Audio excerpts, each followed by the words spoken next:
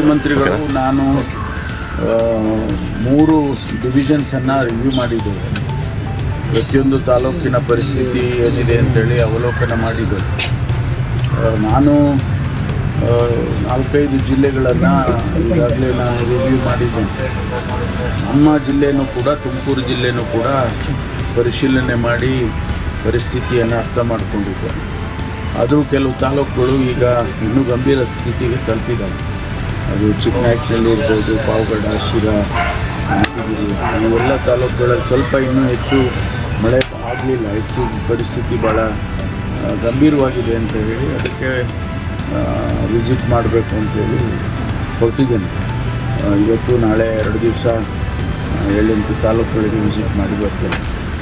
ಇಡೀ ರಾಜ್ಯದಲ್ಲಿ ಕೂಡ ಕೋಸ್ಟಲ್ ಏರಿಯಾಸು ಮತ್ತು ಮಲೆನಾಡಿನ ಕೆಲವು ಭಾಗಗಳು ಬಿಟ್ಟರೆ ಎಲ್ಲ ಕಡೆಯೂ ಗಂಭೀರ ಪರಿಸ್ಥಿತಿಯಲ್ಲೇ ಇದೆ. ಮಳೆ ಏನು ಅಲ್ಲಲ್ಲೇ ಸ್ಪೊರಾಡಿಕ್ ರೈನ್ಸು ಸ್ವಲ್ಪ ಆಗಿದೆ ಬಿಟ್ಟರೆ ಬೇರೆ ಇನ್ನೇನು ಹೆಚ್ಚು ಮಳೆ ಆಗಿಲ್ಲ.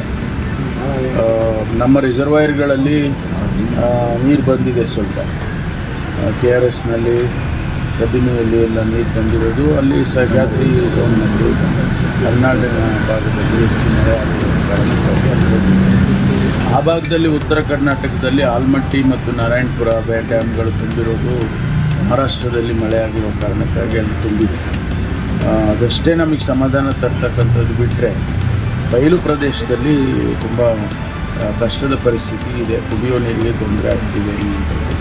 ಇದನ್ನೆಲ್ಲ ನಾವು ಪರಿಶೀಲನೆ ಮಾಡಿ ಈಗಾಗಲೇ ಅನೇಕ ಸ್ಟೆಪ್ಸ್ಗಳನ್ನು ಕೂಡ ತೊಗೊಂಡಿದ್ದೀವಿ ಮುಖ್ಯಮಂತ್ರಿಗಳು. ಅದನ್ನು ಈಗ ಸದನದಲ್ಲಿ ಕೂಡ ಬಹುಶಃ ಅದರ ಬಗ್ಗೆ ಚರ್ಚೆ ಆಗುತ್ತೆ ಅಂತ ಅಂದ್ಕೊಳ್ತೇನೆ. ಸರ್, ಇವಾಗ ಖಾತೆ ಹಂಚಿಕೆ ಬಗ್ಗೆ ಇನ್ನೂ ಬಂದ ಮುಂದುವರೆದಿದೆ. ಇವತ್ತು CM ಅವರು ಪೋರ್ಟ್ಫೋಲಿಯೋ ಕೂಡ ಇನ್ನೂ ಶೇರ್ ಮಾಡಿಲ್ಲ. ಇನ್ನೂ ಸೆಷನ್ಗೆ ಇನ್ನೊಂದು 4-4 ದಿನ ಉಳಿದಿದೆ.